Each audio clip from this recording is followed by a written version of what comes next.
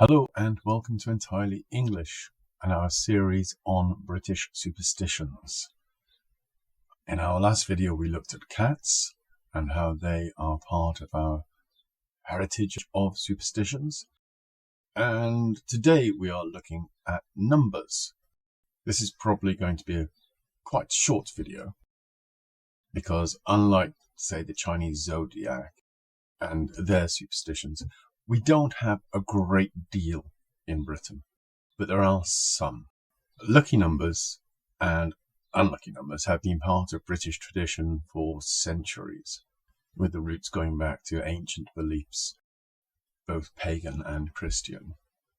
In ancient times, people believed that particular numbers had certain mystical powers and could affect your life and circumstances. We'll begin by looking at the most commonly regarded lucky number, which is 7. 7 has often been associated with good luck and blessings, and its significance goes back centuries with roots in religious and philosophical teachings. It's primarily associated with wisdom, intuition, and spirituality. And this association with mysticism and the number 7 is still relevant today. I mean, if you look at Harry Potter, J.K. Rowling, number 7 is relevant there. Voldemort, don't say his name. Voldemort tried to split his soul into 7 pieces because 7 is the most powerful number in magic, as he said. So 7 was still relevant today. And many people will say, when you ask them, what is your lucky number? They will say 7. It's a kind of automatic thing. Many people don't even think about it. Now, obviously, the one I presume we all know to be unlucky is 13. This is true pretty much around the world. But if it's different in your culture, if 13 is like a magical number, then do pop it in the comments and let me know. But in Britain, 13 is always considered unlucky. In fact, there is a word for people who have a fear of the number 13, and it is triskaidekaphobia. Triskaidekaphobia. Yeah, it's so common there's even a word for it. There are various theories about why the number 13 is unlucky. Some people attribute it to some pagan deity. Others say it's because at the Last Supper, when Judas joined them, it made number 13. And related to that, Friday the 13th is often considered an unlucky day. It is believed that Jesus was crucified on the Friday. And again, a speculation that it was the 13th. I don't know if there's any justification or proof of that. In fact, 13 is so ingrained in our culture and in our old colonies, America, Canada, Australia, the Indias, parts of China, I believe, that many buildings won't have a 13th floor. If you go to hotels, something like the Ritz or the Carlton, and don't quote me on that, but it's just examples came to mind, the lift goes from 12 to 14. 13 does not officially exist. Obviously, it's there. Floor 14 is 13. They just don't put the number on it. Some streets won't have a number 13 house. In Britain, our streets often we have odd numbers of houses on one side, even numbers on the other side. So 2, 4, 6, 8 are all down, say, the left side of the road, and 1, 3, 5, 9 are on the right. So many people don't even notice this, but the numbers on the right side, for example, in our example, go 1, 3, 5, 7, 9, 11, 15. All right, this is taking a while to find, but if you look at this house here, see, that's number 11.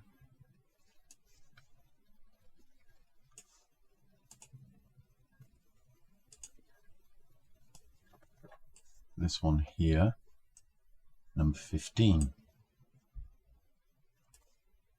Nothing in between.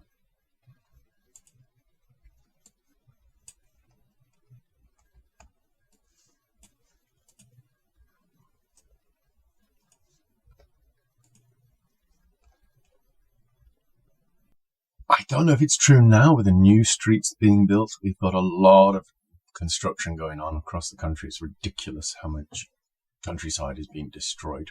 But that's a separate topic. But certainly, pre-war, let's say, people avoided having a number 13 house. And this is so ingrained in this culture that some airlines actually don't have a row 13 in their planes. An American air steward called Bobby Lorry is actually quoted as saying, a lot of folk have a fear of flying or a fear of not being in control when they're flying. For them, sitting in row 13 could just add insult to injury. So they removed the number 13 to offset any seating problems they may encounter from passengers who refuse to sit there. I don't know if that's true. I don't know if people would refuse to sit there. Maybe with American Airlines. I don't understand their domestic airlines. I don't understand when you see in films they say they've overbooked a plane. You know how many seats there are. You know how many tickets you've sold. Come on. But maybe it's the domestic airlines that do that. I haven't flown with British Airways or Virgin Airways or any of the British airlines. I always go for budget airlines.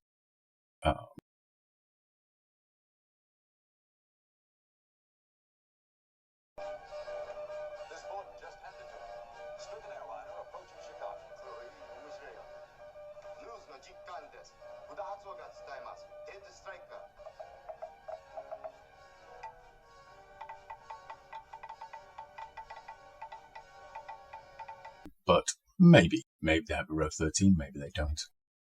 You can check if you like and let me know in the comments. Not so commonly known is that the number 5 is regarded as a lucky number. It's often seen as representing balance and wholeness. Now, I didn't know this when I wrote my novel, but I did feature the number 5 as a core subject in there. So this was a revelation to me that it is known as a lucky or a balanced number in nature. 5 is alive. As our penultimate look at numbers, this next one is a list of numbers that are considered unlucky, but only in modern society. This does not go back a very long way. And those numbers are 1 to 15, 16, 20, 21, 26, 39, 41, and 46. Now, it might sound like I'm calling out the lottery winning numbers there, which is kind of ironic because these are considered unlucky because they rarely appear in the lottery draw. So it's a kind of modern statistical unlucky thing. People say don't use these numbers because they rarely appear. So it's really only for the lottery. It's not across our lives. But the last unlucky number, and many people will have heard of this and not realize it's unlucky, just something to avoid, is 666, the number of the beast. So 666, in biblical reference, it represents the devil and Ragnarok, Armageddon, the end of the world. So when people, I don't know, score in a game 666, they'll try their best to win another point so they're not on 666. Some people like 666, they'll get it tattooed on their hands and things to show how rebellious they are. And they're saying, like, we don't believe it because it's in the Bible and we refuse to believe things that are in the Bible. But those same people will believe things that Nostradamus said. Anyway.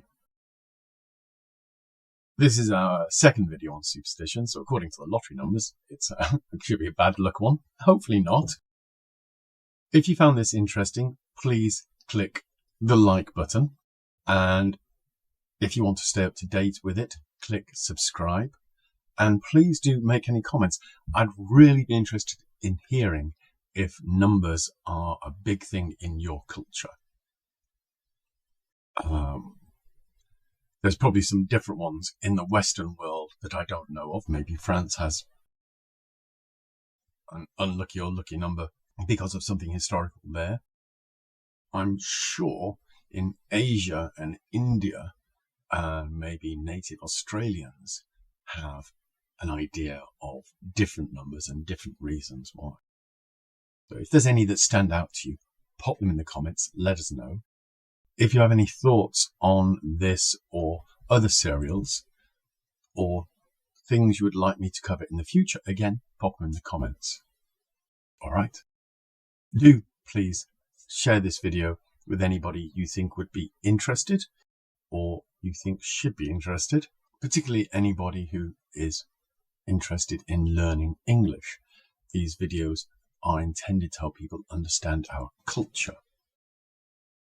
And learning about culture is really a huge part of learning about a language, because language is rooted in the culture. All right, that's starting off a whole new topic. I'll stop here. Thank you for joining me. Hope to see you again soon. Bye-bye.